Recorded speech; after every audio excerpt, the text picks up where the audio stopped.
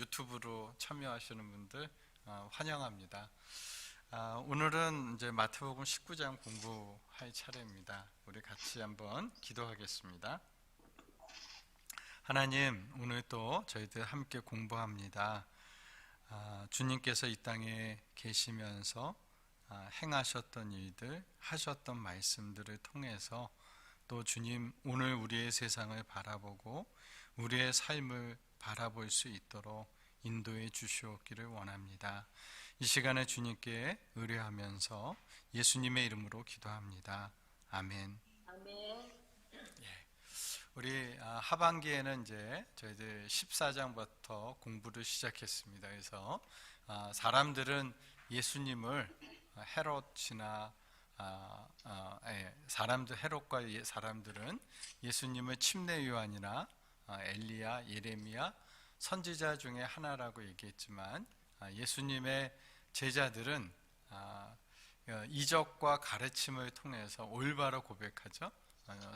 주는 그리스도시요 살아계신 하나님의 아들입니다. 그래서 교회를 약속하고 또 예수님께서 십자가 부활에 대해서 가르치기 시작하셨고, 그리고 변화산에서 이 부활의 영광, 이 하나님 나라의 모습을 변화산에서 잠시 보여주셨습니다. 이 부분이 이제 그 예수님께서 갈릴리를 주변을 해서 하셨던 사역인데, 이런 떡 이야기와 무리를 걸으신 사건을 통해서 예수님께서 누구인지를 제자들에게 말씀해 주셨죠. 그리고 가이사랴 빌립보에 가서 물으신 것이죠. 그래서 가이사랴 빌립보의 고백, 이런 과정들을 통해서 바로 이 제자들은 이 하늘의 변화산 위에서 본 그 광경을 이 땅 아래 심는 자들, 그게 믿음으로 심는 자들인데, 이 제자들이 가지고 있는, 제자들이 모이는 공동체에는 크게 두 가지 문제가 있다라는 거였죠. 하나는 연약함의 문제죠. 누구나 인간은, 이 제자들은 주님의 제자지만 연약한 존재들이기 때문에 어떻게 보면 넘어질 수 있는 존재들이죠. 그래서 이 작은 자라는 거죠. 그래서 그런 연약함들을 서로 긍휼히 여기고 용납하는 공동체가 되어야 한다라는 것이고, 또 제자들이지만 우리가 죄를 범할 수 있다는 거예요. 그래서 이 범한 죄에 대해서는 용서해야 된다. 그러나 그 죄를 뉘우치고 깨닫고 용서를 구해서 용서해야 이 공동체가 이 성결한 공동체가 되어져서 세상을 향해서 메시지를 전하는 거죠. 그래서 이 크게 두 가지 메시지가 이 18장의 제자 공동체에게 주신 메시지고, 그 메시지를 끝내는 부분이 비유로 끝냈죠. 여기까지 지난주에 저희가 좀 공부했습니다. 그래서 이제는 이 후반부로 가서는 제자들에게 굉장히 이렇게 집중하는 예수님의 사역이 집중되어 있다는 것을 알 수 있습니다. 자, 19장에서 22장까지는 이제 십자가를 향해서 전진하는, 예루살렘을 향해서 가시는 내용입니다. 그래서 19장, 20장은 예루살렘을 향하는 길에서, 갈릴리를 떠나서 유대지경 예루살렘을 향해서 가는 길에 있었던 사건들이고, 21장, 22장은 예루살렘에 입성해서 예루살렘 입성한 이후에 있었던 사건들을 기록하고 있습니다. 오늘은 예루살렘을 향해서 가는 그 길에서 있었던 사건인데요. 19장에 두 사건, 크게 보면 중요한 두 사건이 나오고, 20장에 또 두 가지 이야기가 등장하는데, 그 부분을 통해서 한번 어떤 공통점과 이런 것들을 통해서 예수님이 말씀하시고자 했던 내용이 무엇인가 좀 보도록 하겠습니다. 자, 19장 1절, 우리 한전도사님 먼저 한번 읽어주실래요? 네.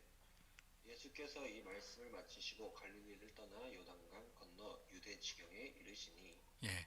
이 말씀을 마치셨다는 걸 18장에 제자들 공동체에게 하신 말씀을 마치시고 갈릴리를 떠나 유대 지경, 이제 십자가를 향해서 예루살렘을 향해서 가시는 거죠. 근데 21장 1절도 한번 읽어주세요.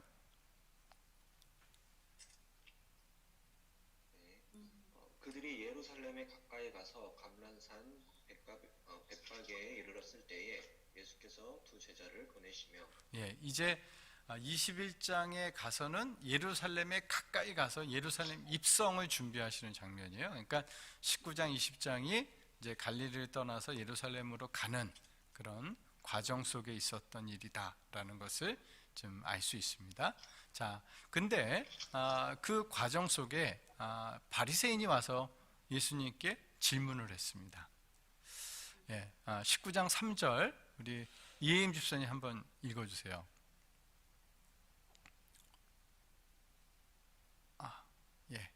바리새인들이 예수께 나와 그를 시험하여 이르되 사람이 어떤 이유가 있으면 그 아내를 버리는 것이 옳으니까. 바리새인들이 예수님께 질문한 데는 이것 의도가 있었죠? 무슨 의도입니까? 예수님을 시험하라고. 시험하려는 거예요. 시험에서 예수님을 좀 뭔가 예수님에게 흠집을 내려는 것이 의도죠. 근데 그 흠집을 내려는 의도를 가지고 와서 질문한 내용이 뭡니까? 이혼 증서를. 이혼에 대한 거죠. 그렇죠? 어떤 이유로 아내를 버리는 것이 옳으니까 이혼의 정당한 사유가 무엇입니까? 이것을 질문한 겁니다. 그러면 바리새인들이 예수님을 시험하기 위해서 왔는데 예수님을 뭔가 좀 곤란하게 예수님의 공경에 빠뜨리기 위해서 왔는데 왜 이혼에 대한 것을 질문했을까요?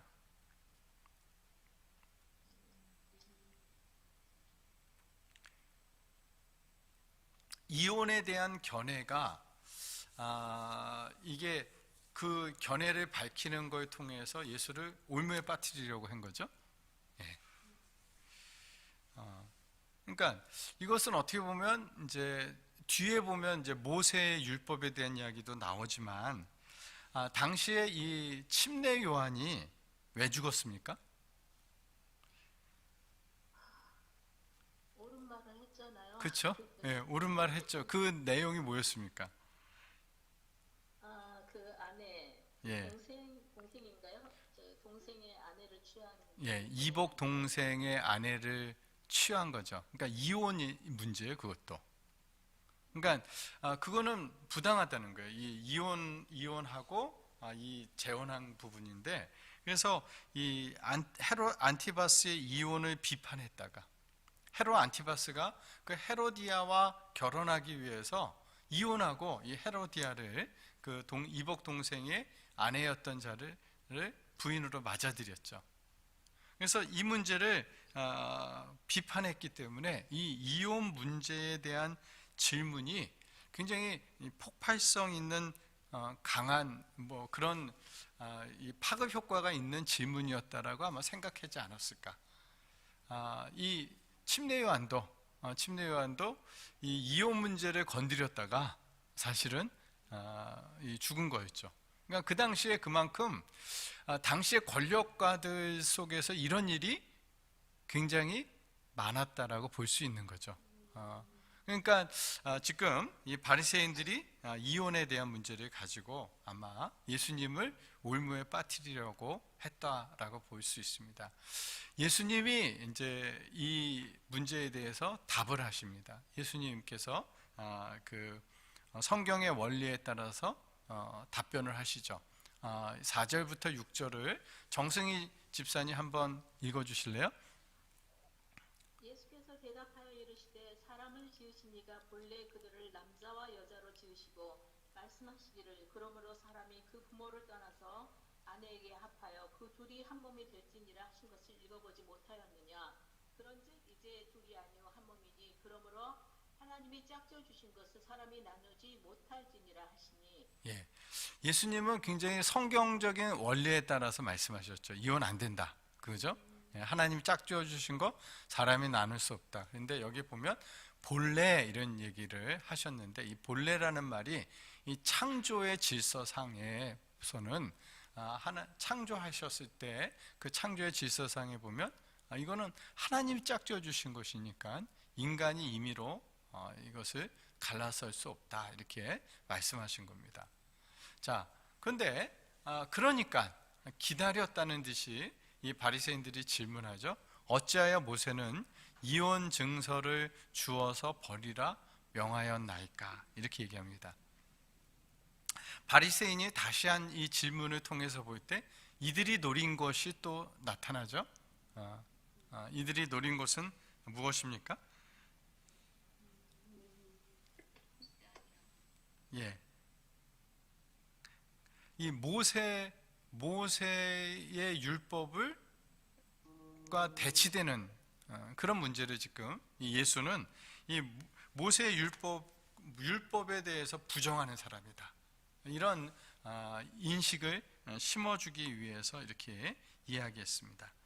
근데 사실은 이혼 증서를 주라라는 것은 신명기 24장 1절에 등장하는데 이것은 이혼에 대한 명령이 아니라 이들의 삶에 있어서 하나님의 백성의 삶에 있어서 하나님께서 허용하신 범위를 이야기할 때 주셨던 말씀이기도 해요. 그러니까 지금 이혼 증서를 주라라는 것은 이혼이 가능해서가 아니라 하도 이들이 이혼을 남발하기 때문에 이것을 막기 위한 의도에서 주신 그런 부분이었다는 겁니다. 자, 8절에 보시면 너희 마음의 완악함 때문에 아내 버림을 허락하였거니와 본래는 그렇지 아니하니라 이렇게 얘기했어요. 어떤 때는 이혼을 허락하는 것이 어떻게 보면 저렇게 사느니 이혼하는 게 낫겠다라고 할 정도로 그런 부분이 있을 수도 있다는 거예요. 그러니까 이것은 그 남성 위주의 사회에서 여성들을 보호하고 그러는 또 이혼을 남발하지 못하도록 하기 위한 그런 방법으로서 하나님께서 허용하신 범위이지 이것이 이혼이 긍정적이거나 이혼이 옳기 때문에 그런 것은 아닌 거죠. 그러면서 예수님도 이런 얘기를 하세요. 내가 너에게 말하노니 누구든지 음행한 이유 외에 아내를 버리고 다른 데 장가드는 자는 간음함이니라 이렇게 얘기했습니다.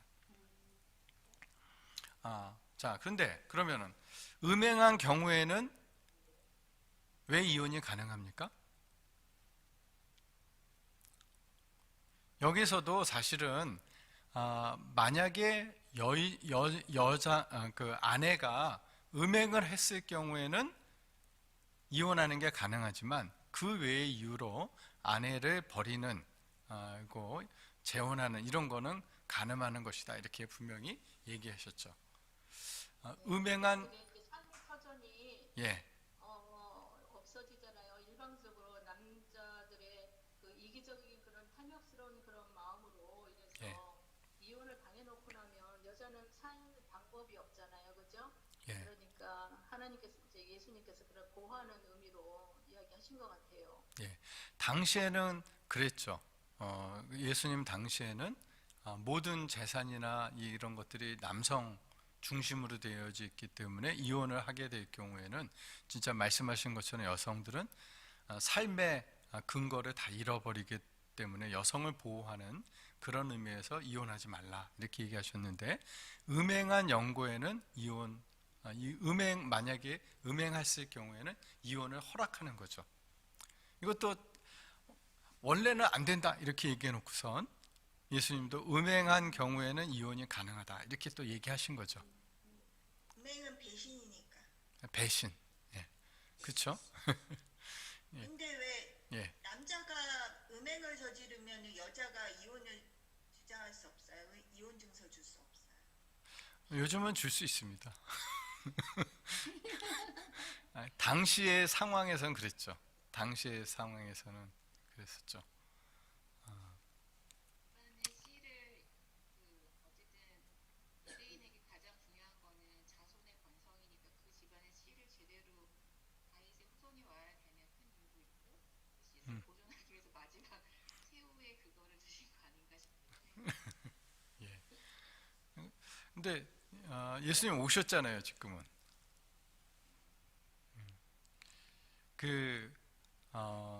이미 음행을 했다는, 상대 배우자가 음행을 했다는 것은 벌써 그 사람이 이 언약을 깬 거죠, 이미. 그러니까 창조의 질서에서도 두 사람이 서로 그 혼인이란 언약 관계에 들어간 건데, 상대방이 먼저 그 언약을 깼을 경우에는 그것을 이혼하는 게 가능한 것으로 예수님 말씀하신 거죠. 이미 이 음행한 경우라는 것이 바로 그 언약 관계를 맺는데 내가 깬 게 아니라 상대방이 이미 깨버린 것을 이야기하는 게 음행의 경우라고 생각합니다. 그러면 오늘날 음행의 경우 외에는 이혼이 불가능합니까? 요즘에는 요즘에는 반복됐다는 예. 폭력. 폭행하거나 그래도 그 이혼 사유가 되지 않아요? 그러니까 근데 그게 이제 세상에선 그런데요. 기독교 내에서 교회에서 만약에 이런 문제를 가지고 얘기했을 때 어떻게 얘기해야 되나요? 교회에서 성경에 이혼하면 안 된다. 음행하면은 해도 된다고 했죠. 네, 그러면 음행 외에는 그거 되게 어렵더라고요. 왜냐하면 전에 알던 분들이 예. 어떤 분이 너무 힘들어서 예. 본인이 이혼을 하고 싶은데 그 사정을 너무 잘 아는 그 모임의 리더가 예. 이혼을 지지를 했어요. 예. 그랬는데 거기 그 모임에 속한 다른 일부 분들은 어떻게 리더가 아무리 저 사람이 힘들더라도 끝까지 인내하며 그 집안을 믿음으로 이끌어야 될 부인에게 이혼을 지시한 거에 대해서 그 모임이 많이 떠나기도 했거든요. 예. 그래서 이거 되게 어려운 것 같아요. 예, 요 굉장히 그 난해한 문제입니다. 사실 교회 안에서. 예. 그리고 많은 경우 보수적인 부분들은 이혼은 성경에서 이제 금하고 있다라는 이유 때문에 무조건 이혼하면 안 된다.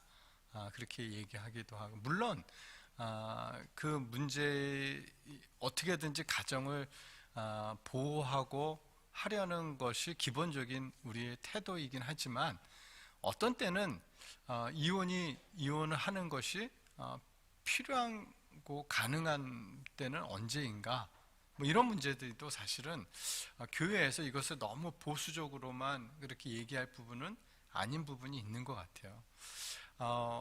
여기 예수님은 먼저 상대방이 음행으로 인해서 이것을 약속을 깼을 때 가능하다 그랬고요. 고린도전서에 보시면 여기 보시면 뭐라고 돼 있죠? 7장 15절. 혹 믿지 아니하는 자가 갈리거든 갈리게 하라. 이게 뭐예요? 헤어지게 하라. 예, 이혼에 대한 문제예요. 이게 고린도전서 7장이요. 이 이혼과 관련된 그 그런 부분과 관련된 건데, 믿지 아니하는 자가, 그러니까 배우자 중에 배우자가 믿지 않는 사람인데 이 신앙의 문제 때문에 갈리자 하거든 갈리게 하라 이렇게 얘기하고 있어요. 근데 만약에 배우자가 신앙이 다르지만 같이 살기를 원하면, 갈리지 않기를 원하면 그렇지 하지 말아라. 같이 함께 살면서 그가 구원받을 수 있는 기회가 더 많기 때문에 이혼하지 말라 그랬어요. 그런데 상대방이 이 신앙의 문제 때문에 너 계속 예수 믿으면 우리 이혼이야 그러면은 어떻게 하라는 거예요? 네, 갈리게 하라 이렇게 바울이 권면합니다. 형제나 자매나 이런 일에 구애될 것이 없느니라. 그러나 하나님은 화평 중에서 너희를 부르셨느니라 이렇게 얘기하고 있어요. 그러니까 여기에 보면 신앙적인 문제 때문에 이 신앙을 지키기 위해선 이혼하지 않으면 안 된다라고 할 때 성경은 이혼하라 이렇게 이야기하고 있습니다. 이것이 이혼을 무조건 하라는 게 아니라 이혼할 수도 있다라는 그 가능성을 열어놓고 있는 거죠. 근데 목사님, 예. 근데 바울 같은 경우는 예, 그가 주장한 생각이 그 다가올 어떤 환란 같은 거, 예, 그 어떤 종말 신앙을 그 사람이 가지고 있어서 예, 이렇게 이야기한 건 아닌가요? 예, 맞죠. 근데 저희들도 마찬가지 아닌가요? 저희들도 이 지금 살아가는 이 삶이 종말론적인 삶이죠. 우리가 종말을 향해서 가는 삶이기 때문에 우리가 바울도 얘기하는 게 뭐냐면 정말 우리가 우리의 삶이 얼마 안 남았는데 이 신앙적인 거를 포기해 가면서까지 결혼 생활 유지하는 게 그게 우선이 아니, 뭐가 더 우선이냐 얘기할 때 신앙이 더 우선이기 때문에 그런 이혼을 원하거든 이혼하라 이렇게 얘기하고 있어요. 이혼을 장려한다는 말이 절대 아닙니다.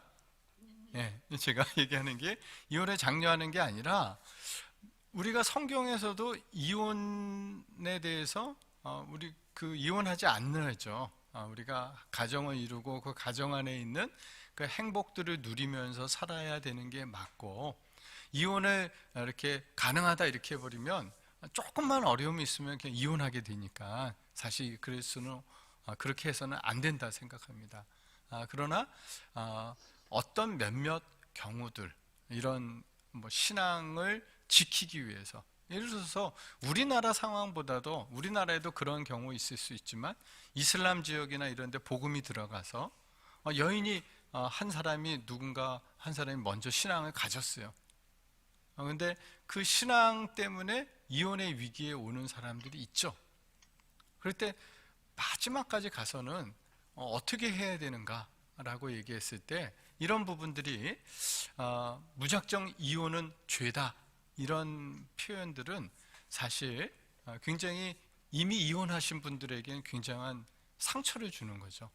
죄책감을 주는 것이고 그분들이 물론 그 정당한 이유 때문에 이혼하지 않았다 할지라도 그때는 그 상황 속에서 이혼했지만 지금은 그렇게 살지 않아가는 사람들에 대해서까지도 사실 불필요한 죄책감을 줄 수도 있고 그래서 이혼은 죄다. 물론 이혼 그 말이 맞지만 우리가 이런 몇몇 이유 우리가 다 얘기할 수 없는 이유 음행이나 폭행이나 아니면 신앙의 문제나 이런 문제로 인해서 때로는 성경은 그를 보호하고 또 그의 신앙을 존중하기 위해서 이혼을 허용하고 있다라는 거 그것도 성경에서 우리가 봐야 될 그런 부분이 아닌가 생각합니다.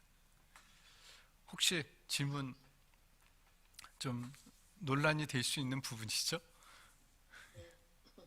예.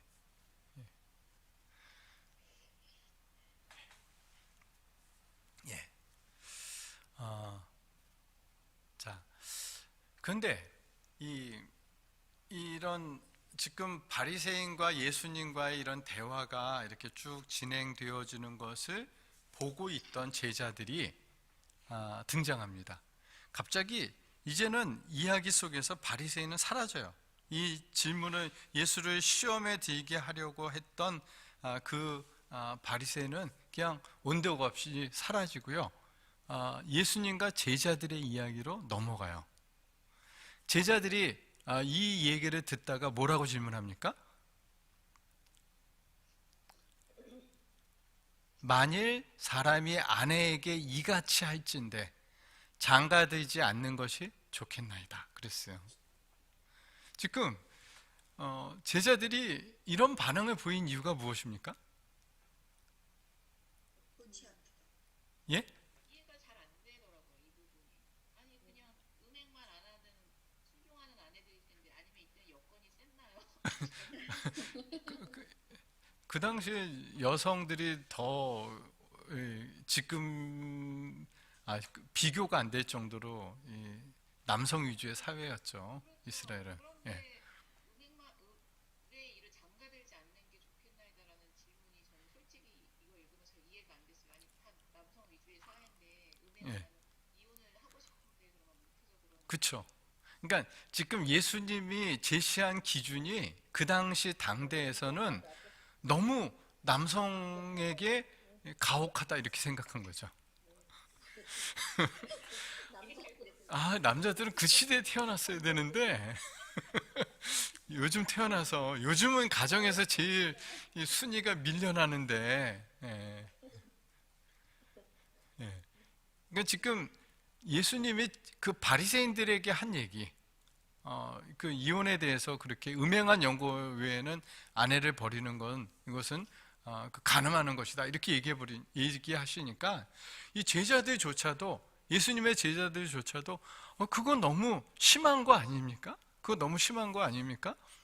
그렇게 하느니 장가되지 않는 게 좋겠습니다. 이 제자들이 이렇게 반응을 보였다는 거예요. 그러니까 예수님이 가르치시는 그 가치관이 그 당대에서는 굉장히 파격적인 거예요. 레디컬한 거였다는 거예요. 그 당시에는. 예수님은 계속 레디컬 하셨어요. 예, 그러셨다는 거죠. 굉장히 급진적이고 뭐 이런 그 당시 사람들의 입장에서 보면 그랬다는 거예요. 지금 예수님의 이 가르침이. 자, 그러면서 이 이야기는 아까 말씀드린 것처럼 제자들의 이야기로 바뀌어요. 제자들과의 이야기로. 예수님께서 뭐라고 얘기하시냐면 이 제자들이 그러면 장가들지 않는 게 좋겠습니다. 독신으로 사는 게 좋겠습니다. 이렇게 이야기했어요. 예수님의 제자들은 거의 장가든 사람들이에요. 근데 예수님의 그런 요구가 그랬다라는 얘기를 하는 건데 예수님이 뭐라고 얘기하냐면 오직 타고난 자라야 된다 이런 얘기를 해요. 이 얘기는 이 독신으로 사는 게 좋겠습니다 그럴 때 이 독신으로 사는 것은 타고난 자여야 된다. 아무나 독신으로 사는 게 아니다. 왜? 하나님의 창조의 질서가 창조의 섭리는 뭡니까? 남자 여자가 가정을 이루는 거예요. 한 몸을 이루고 살아가는 게 하나님의 창조의 질서이기 때문에 이것은 아무나 그렇게 하는 것은 아니고 근데 이 어머니의 태로부터 된 고자 그러니까 이 얘기는 선천적으로 독신으로 살아갈 수밖에 없는 사람도 있고 사람이 만든 고자도 있다 이렇게 얘기하고 있죠. 뭐 내시를 꼭 생각 안 하셔도 사고나 이것에 의해서 결혼을 못할 수 있는 사람들이 있죠. 요즘으로 보면. 근데 예수님이 말씀하시는 건 뭐냐면 천국을 위하여 스스로 된 고자도 있도다 이렇게 얘기하고 있어요. 그러니까 독신은 이거는 창조의 질서에 보면 이거는 결혼 안 하는 거는 결혼하는 게 창조의 순리다 이렇게 얘기하시는데 그런데 단 또 천국을 위해서라면 하나님의 나라를 위해서라면 결혼 안 하는 거 독신으로 살아가는 거 가능하다 이렇게 또 허용하시는 말씀을 하시는 거죠. 지금 예수님의 이 대답은 이 제자들의 질문에 대해서 예수님이 이렇게 대답하신 것은 어떻게 보면 제자들의 질문과는 좀 이렇게 핀트가 어긋난지 모르겠어요. 제자들은 이건 남자들에게 너무 가혹합니다 이런 얘기인데 지금 예수님은 제자들에게 뭘 가르치시려는 거예요?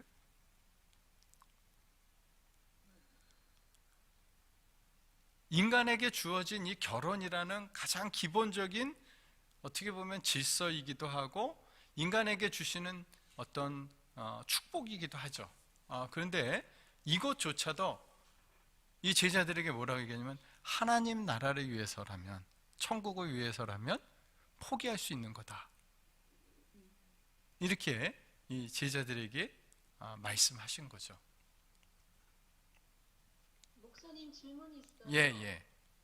이렇게 이제 레위기 같은 걸 보면 이렇게 고자된 자들은 무슨 어떤 회중 뭐에 참석하지 못한다는 그런 내용이 있었던 것 같아요. 예. 부정한 자처럼 되죠.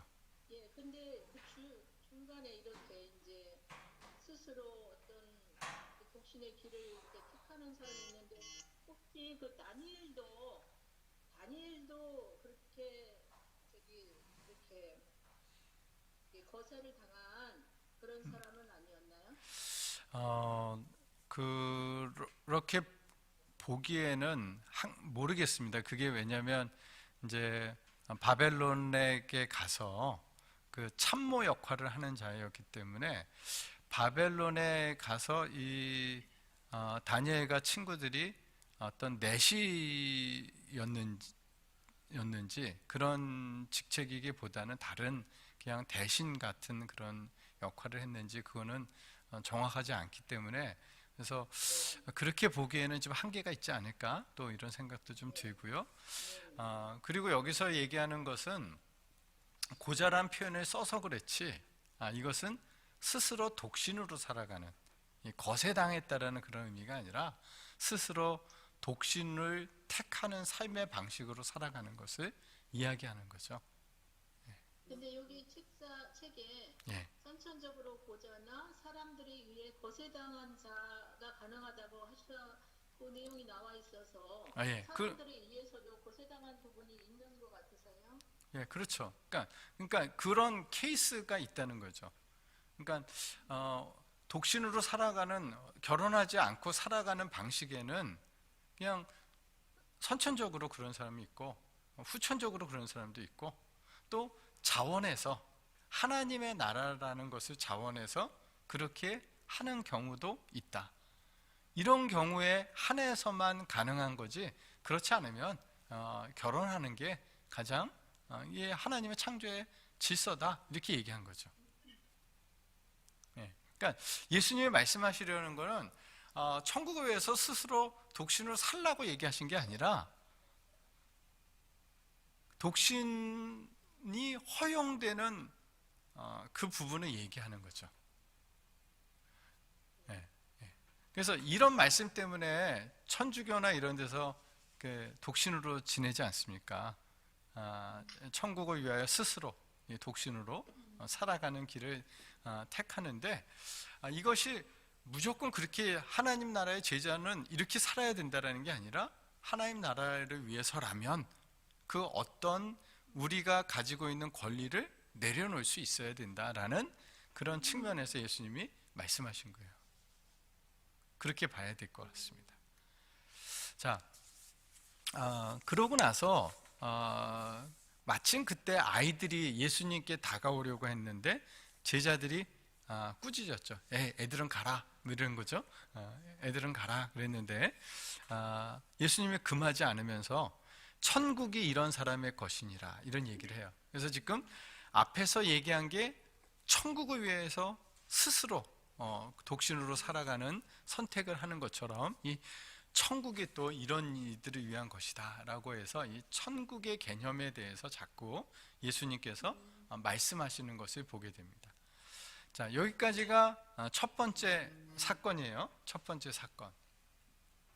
19장에 나와 있는 두 번째 사건을 좀 보면서, 두 번째 사건까지를 보게 되면 이 첫 번째 사건이 더 분명해지게 되어질 수 있습니다. 19장 16절, 이지양 집사님 한번 읽어주실래요?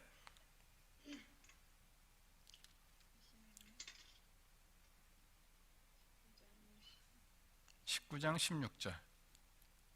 어떤 사람이 주께 와서 이르되 선생님이여 내가 무슨 선한 일을 하여야 영생을 얻으리이까. 지금 화면에 이거 PPT 나가고 있지 않나요? 나오고 있죠? 네, 나오고 있죠? 예. 지금 어떤 사람이라고 이렇게 얘기하고 있습니다. 어떤 사람이 와서 선생님이여 무슨 선한 일을 하여 영생을 얻으리까, 이렇게 얘기했는데, 이 어떤 사람이라는 게 누군지 19장 이 이야기 좀 뒤에 가면은 20절에 가면 이 사람을 뭐라고 그랬죠? 청년이라고 그랬어요. 그리고 이 내가 다 지켰다라고 했죠. 그러니까 계명을 다 지켰어요. 그러니까 청년인데 벌써 계명을 다 지켰다라고 얘기하고 있고요. 그리고 18장에 가서는, 누가복음 18장에서는 똑같은 이야기인데 이 사람을 또 뭐라고 그랬죠? 어떤 관리, 이렇게 얘기했죠.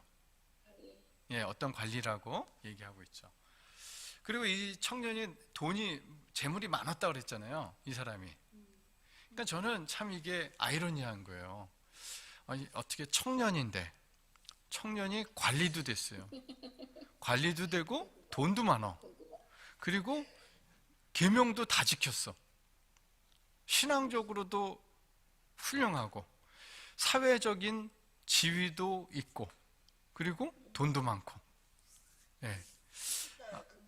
금수저죠. 1등 신랑감이죠. 땅이 많았던 거. 그러니까 이거 완전히 아내는 금수저예요. 이런 사람, 그러니까 어떻게 보면 최고의 엘리트기도 하고 1등 신랑감이기도 하고 그런 사람입니다. 예. 근데 이 사람이 예수님께 관심도 보이고 무슨 선한 일을 하여야 영생을 얻으리까 이런 관심을 가지고 나왔다. 이 사람 보면 그러니까 굉장히 뭐 우리가 볼 때 이렇게 흠잡을 데 없는 사람인 거죠. 흠잡을 데 없는 사람인 거죠. 근데 이 사람이 무슨 질문을 했냐면 무슨 선한 일을 하여야 영생을 얻으리까 이렇게 얘기했어요. 그러니까 이 사람의 이 질문을 통해서 볼 때 이 사람이 생각하는 영생이라는 건 어떤 걸까요? 선한 일을 많이 쌓아야지만 영생을 얻는다고 생각하는. 그렇죠? 그렇게 된 거죠. 예. 그러니까 영생을 얘기를 할 때 무엇인가를 해야 영생을 얻는다 이렇게 생각하고 있다는 거죠. 그러니까 나는 어떤 존재인가가 영생의 중요한 문제가 아니라 무슨 일을 했느냐가 중요하게 여겨지는 거예요. 내가 어떤 존재인가, 자기의 존재를 바라보는 게 아니라 내가 이 영생에 합당한 그런 존재인가가 아니라 무엇을 해야 하는가를 이렇게 생각하고 있었던 사람입니다. 예수님께서 뭐라고 대답하시냐면은 선한 이는 오직 한 분이시다 이렇게 얘기하는 거예요. 왜 선한 걸 나에게 묻느냐? 선한 이는 오직 한 분이시다. 예, 하나님만이 선하시다. 이 선함은 우리 자신에게서 발견되어질 수 있는 것이 아닌 거죠. 그냥 하나님으로부터 나오는 거다라는 거예요. 근데 선한 이는 오직 한 분이시다 그러면서 내가 영생에 들어가려면 계명을 지키라 그랬어요. 내가 영생에 들어가려면 계명을 지키라. 근데 앞에서 보면 내가 무슨 선한 일을 해야 영생을 얻겠습니까? 이렇게 얘기했는데 생명에 들어가려면 계명을 지키라. 그러면 이게 무슨 선한 일이라는 게 계명을 지키는 게 선한 일이라는 겁니까? 아니면 왜 선한 일은 없다 얘기해 놓고선 오직 하나님 한 분 외에는 선한 일은 없다 이렇게 얘기하고 계명을 지키라고 얘기했을까요?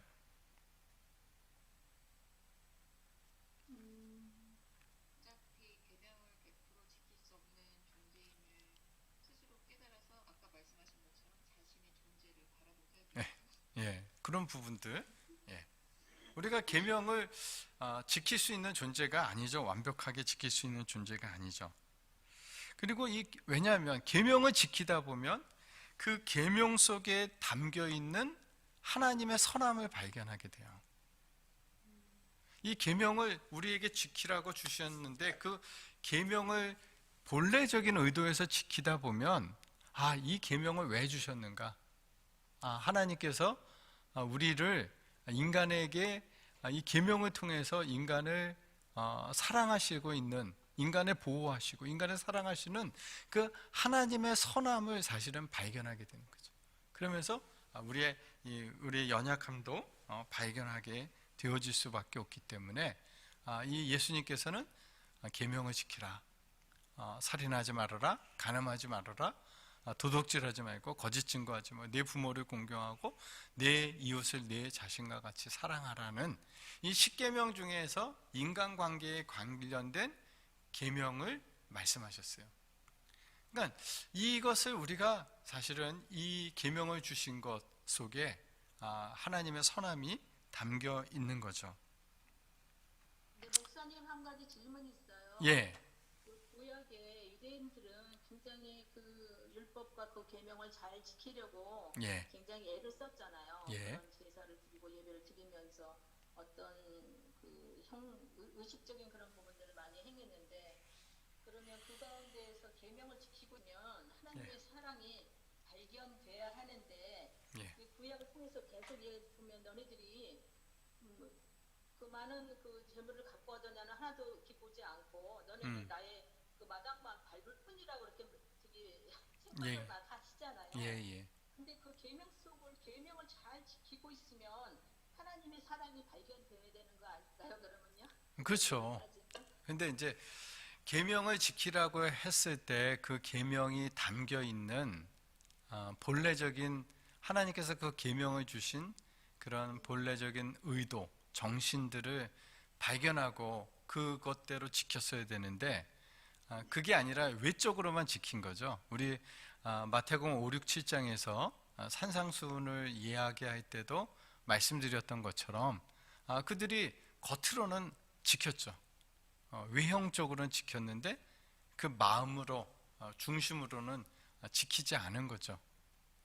그러니까 사실은 그 율법을 주신 본래적인 하나님의 뜻을 발견하라고 그 계명을 지키는 과정을 통해서 그걸 발견하라고 하나님께서 말씀하신 건데 그렇게 그것에 이르지 못한 거죠.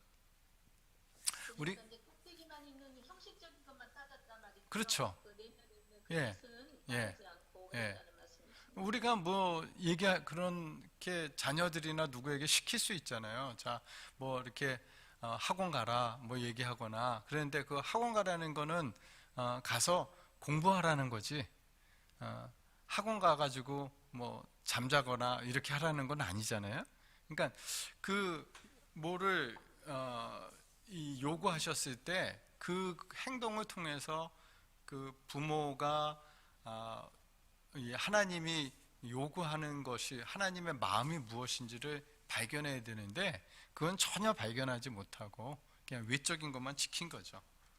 그래서 이 부자 청년도 지금 보시면 뭐라 그랬냐면 내가 지키어 싸운데 다 자기 지켰다는 거예요.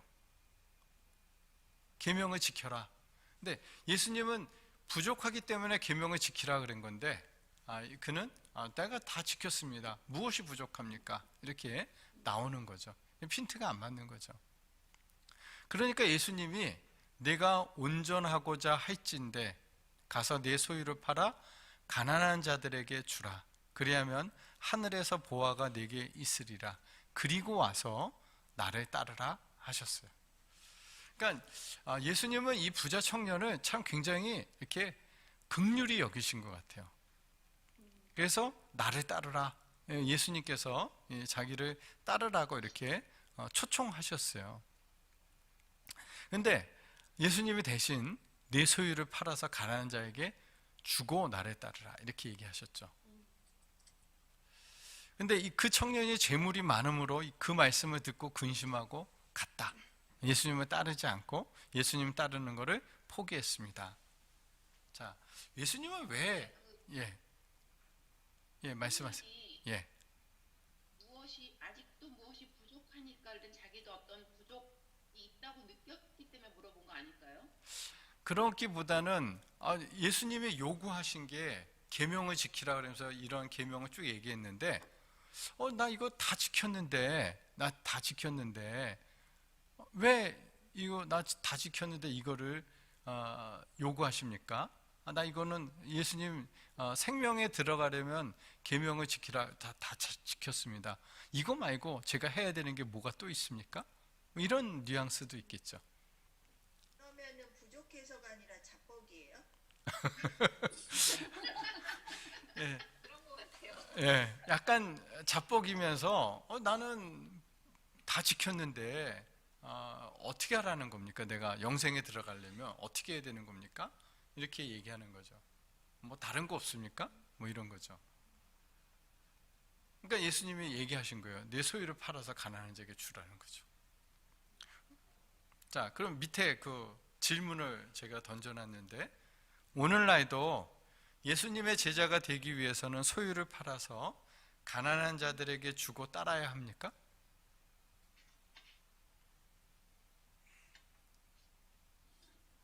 이렇게 하면은 예, 좋긴 한데 좋긴 해요. 하기가 어려울 것 같아요. 다 팔았지. 예, 다 팔아. 내 소유를 조금만 팔아는 아니고요. 다른 성경에 보면 다 팔아라는 말이 있어요. 누가복음인가요 보면요. 예, 그런 거 보니까 다 팔라고 그랬어요. 그럼 내가 가난한 자가 되는데 예, 여기 계신 분들 자 팔아서 갖고 오세요. 그게 자. 아니라는 거를 사실은 머리로는 예.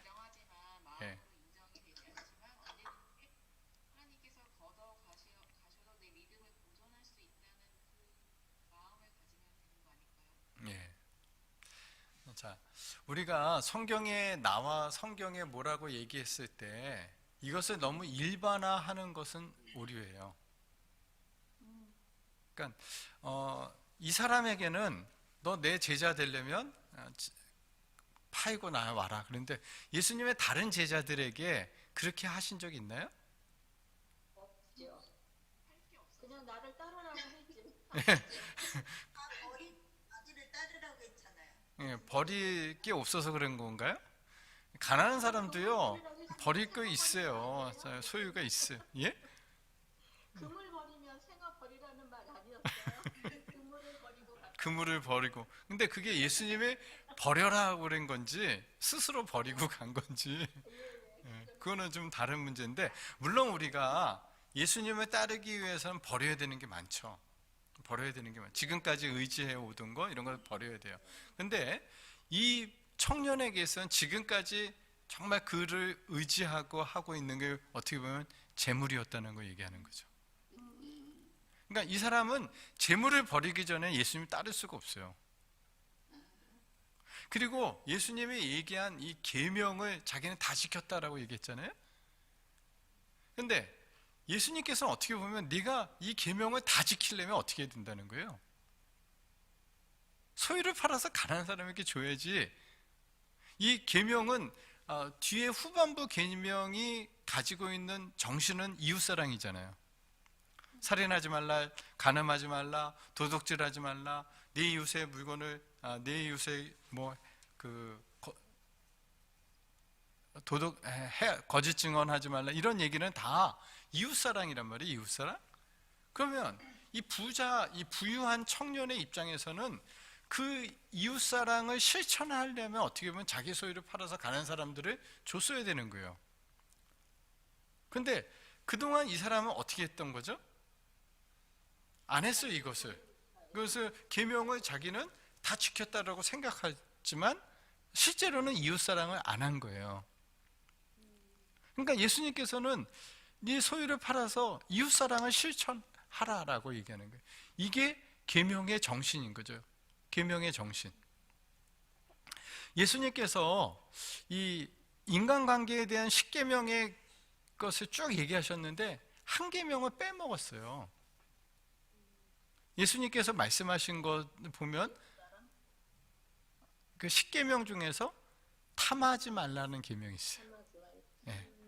이웃의 것을 탐하지 말라는 계명이 있는데, 정말 이 사람에게 있어서는 뭐냐면 그 마음에 탐심이 문제였던 거예요. 이게 탐하지 말라는 게 남의 거 빼앗지 않는 것만이 문제가 아니라 내 안에 그 물질에 대한 욕망에 사로잡혀 있는 게 그 탐심이거든요.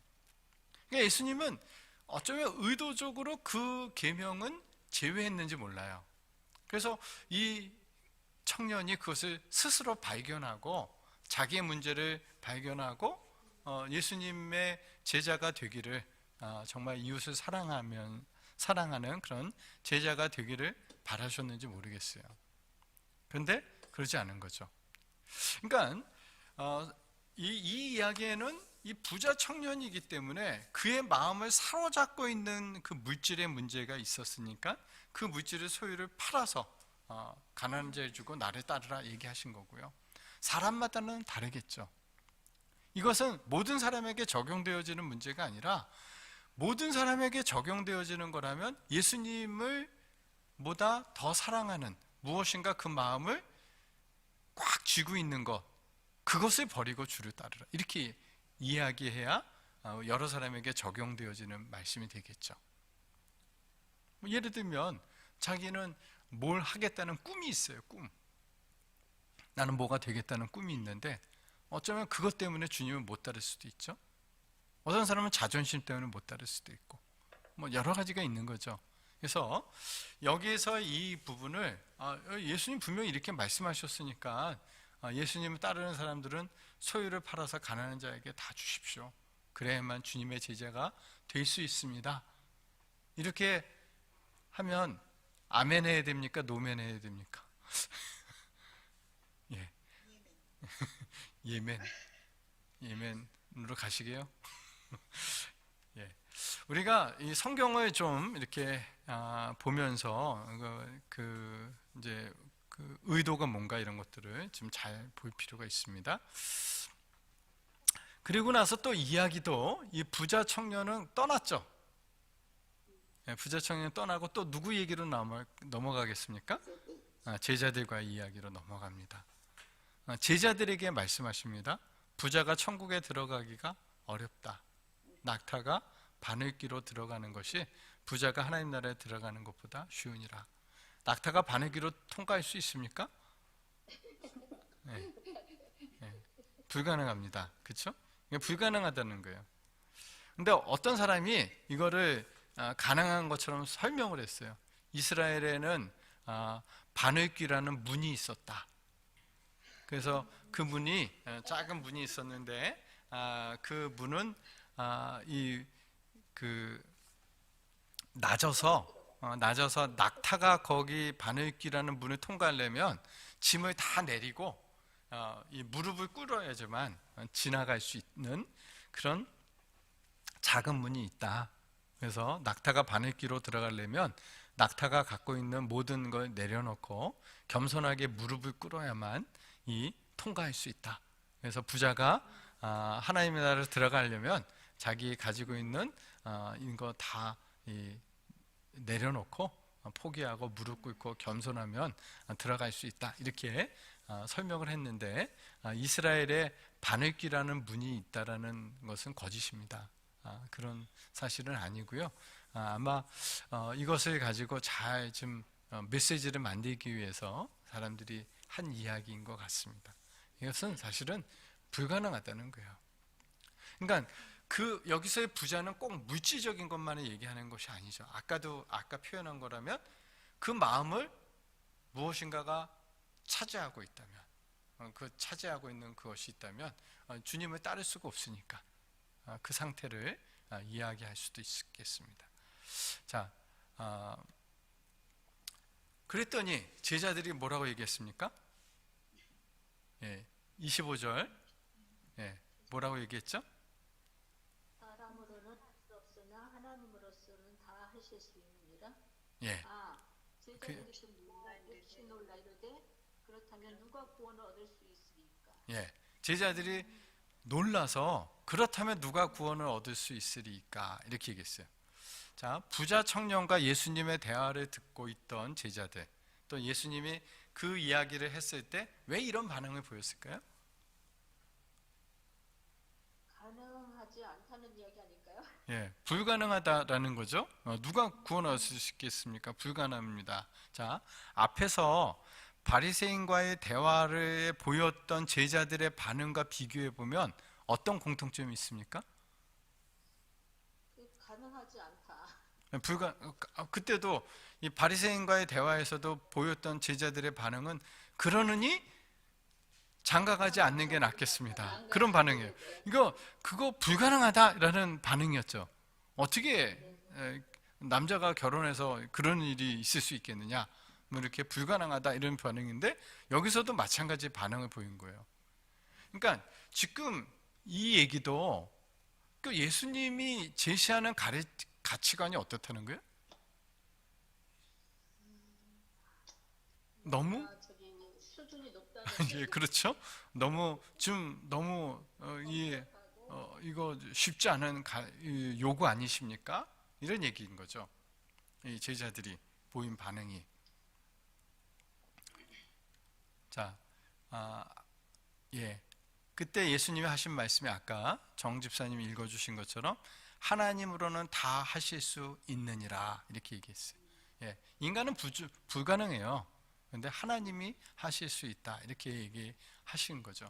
그 하나님이 어쩌면 우리의 마음을 장악하고 있는 것을 내려놓게 하고 내가 가지고 있는 물질을 또 버리고 가난한 자에게 주고 주님을 따르게 하는 것은 하나님이 가능케 하시는 겁니다. 그러자 베드로가 얘기하죠. 베드로가 우리가 모든 것을 버리고 주를 따라 싸운데 그런즉 우리가 무엇을 얻으리이까? 이렇게 베드로가 기대했던 건 이런 질문을 한 걸 볼 때 베드로가 기대한 건 뭐였겠어요?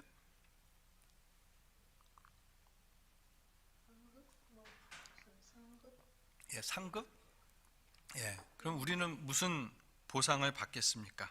자, 아까 그 부자 청년은 주님 안 따랐는데 그래도 우리는 모든 것을 버리고 주를 따르지 않았습니까?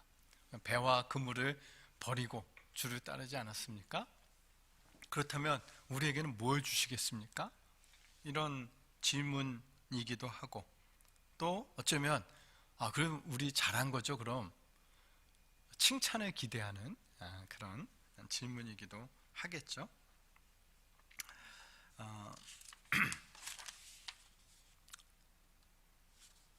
예수님의 대답이 28절, 29절에 기록되어 있는데, 한정원 집사님 한번 읽어주실래요?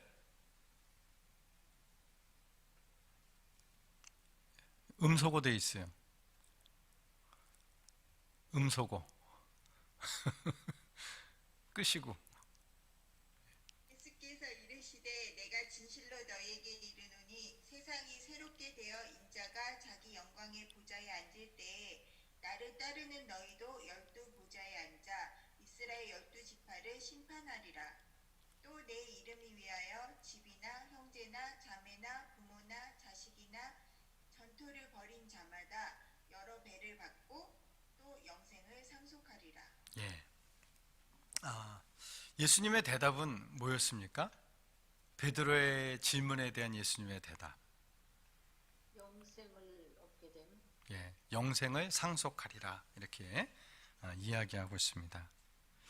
그리고 그 예수님의 이 28절에 있는 이 말은 무슨 의미를 가질까요?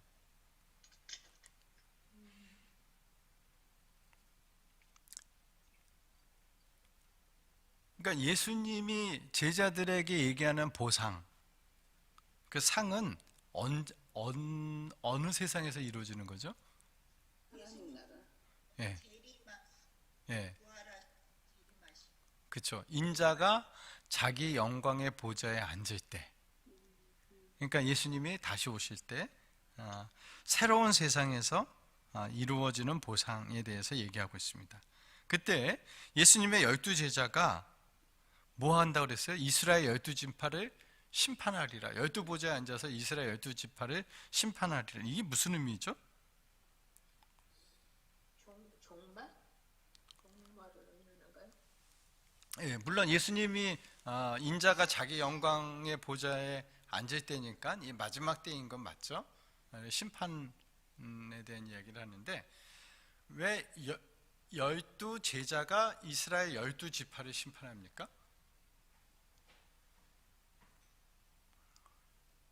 그러니까 이 얘기는 예수님의 권세를 예, 제자들에게 주었다는 것. 예수님의 권세를 제자들에게 주어서 예수님의 제자들이 그 권세를 휘두르는 거죠. 근데 여기서 얘기하고자 하는 그 12지파를 심판하리라는 것은 참 이스라엘이 누구냐라는 문제예요. 그러니까 참 이스라엘은 어떻게 보면 이스라엘 12지파의 자손이 참 이스라엘이 아니라, 그러니까 심판받는 거니까 그들은 참 이스라엘이 아닌 거죠. 누가 참 이스라엘인 겁니까? 그러니까 예수님의 12제자들처럼 그렇게 살아간 사람들이 바로 참 이스라엘로 드러나는 거죠. 그래서 이 예수님의 12제자가 참 이스라엘로 불신 이스라엘을 대체하는 그런 얘기를 지금 여기서 하고 있는 겁니다. 그러니까 여기서 베드로가 기대했던 상과 예수님이 받게 될 상이라고 얘기한 거에는 좀 어떨 것 같아요? 예, 좀 약간 차이가 있지 않을까? 아마 이 베드로는 이 세상에서의 어떤 상 이런 것들을 좀 더 생각했을지 모르겠는데 예수님이 하셨던 이 상은 사실은 더 좋은 상이죠.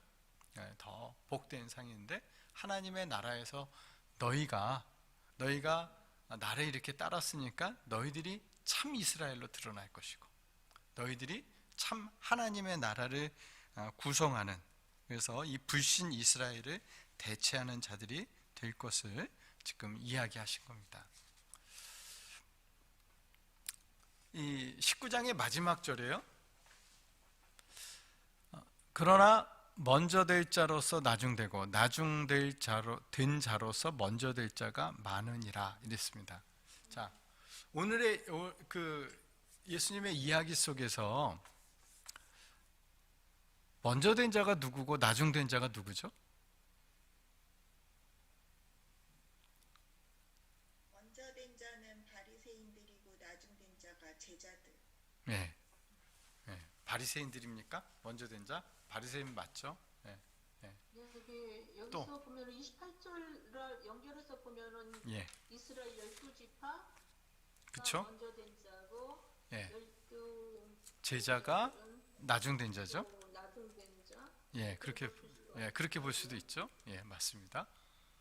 또 어떻게 보면 이 부자 청년이 뭐라고 얘기할 수 있겠어요?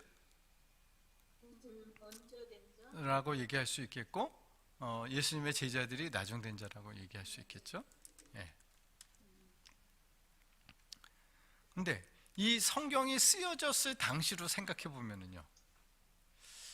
그러니까 예수님이 말씀하셨을 당시에는 그렇죠. 예수님이 말씀하신 AD 30년에는 그렇다면 이 성경이 쓰여질 당시에는 AD 60년대라면 그때로 보면은 먼저 된 자가 누굴까요?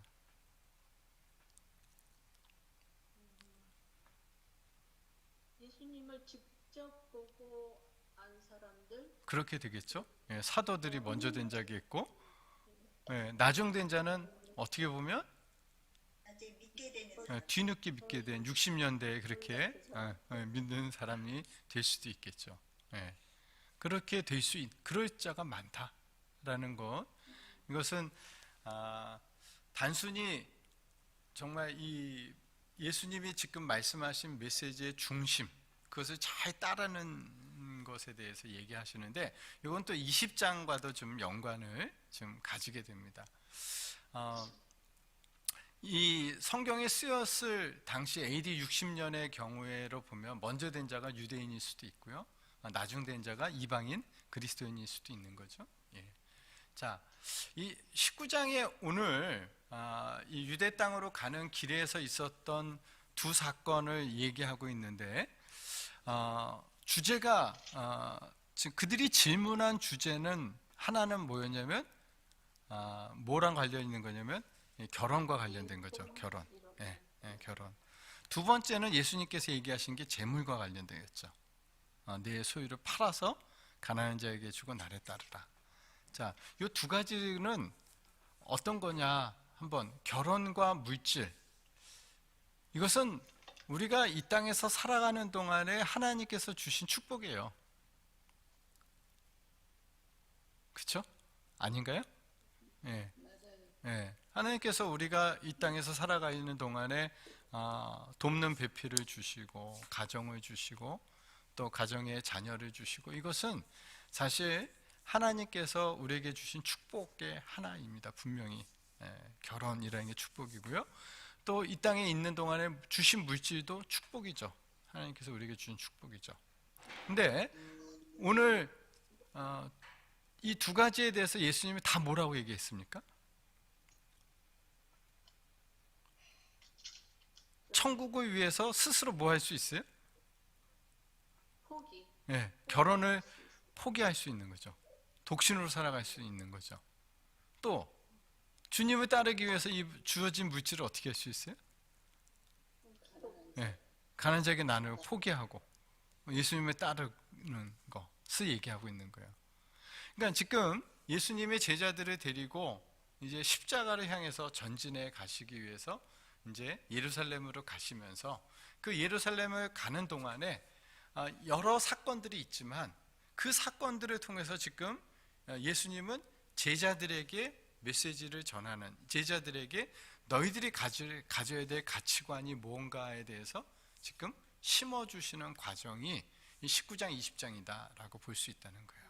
근데 19장에서는 하나님께서 우리에게 주신 것, 결혼이든 물질이든 이런 것들이 참 소중하지만 하나님 나라가 더, 이 천국의 가치가 더 중요하기 때문에 때로는 그것을 포기하는 것도 가능하다. 그럴 수 있어야 된다라는 거예요. 제자라면. 그러니까 제자는 무조건 결혼하지 말라. 제자는 무조건 가난하라는 뜻이 아니라 천국의 가치를 위해서라면 그런 것도 우리에게는 포기할 수 있는 게 제자여야 한다라는 것을 지금 제자들에게 심어주고 있다는 거죠. 왜? 이제 예수님이 예루살렘에 가시면 떠나니까. 예수님이 떠나시면 이 제자들만 남게 되어지고 제자들이 그 역할을 해야 되기 때문에, 천국의 제자된 서기관으로서 그 역할을 해야 되기 때문에 이 제자들에게 이런 가치관들을 심어주고 계시다, 이렇게 볼 수 있겠습니다.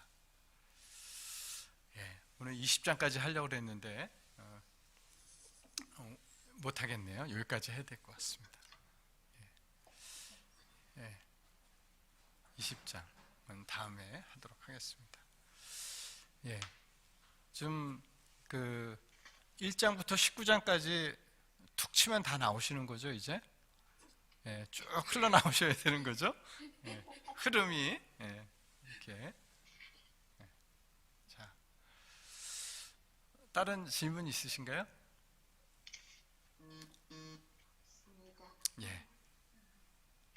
없으십니까? 제가 한번 기도하겠습니다. 하나님, 예수님이 이 땅에 오셔서 저희들의 앞서서 먼저 그 길을 가시고 또 우리에게 따르라 이렇게 말씀해 주심에 감사를 드립니다. 저희들을 주님의 제자로 이 천국의 일꾼으로 삼아 주신 거 감사하고, 천국의 일꾼으로 우리가 가져야 되는 그런 올바른 가치관들 또 주님 오늘 말씀해 주신 거 감사합니다. 우리가 이 세상에서 주님께서 주신 소중한 그런 축복들조차도 때로는 주님의 나라를 위해서 스스로 내려놓고 포기할 수 있는 그와 같은 저희들이 되도록 인도해 주시옵기를 원합니다.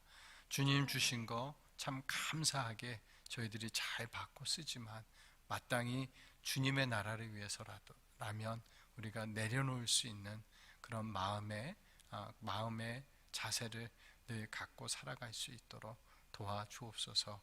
예수님의 이름으로 기도합니다. 아멘. 아멘.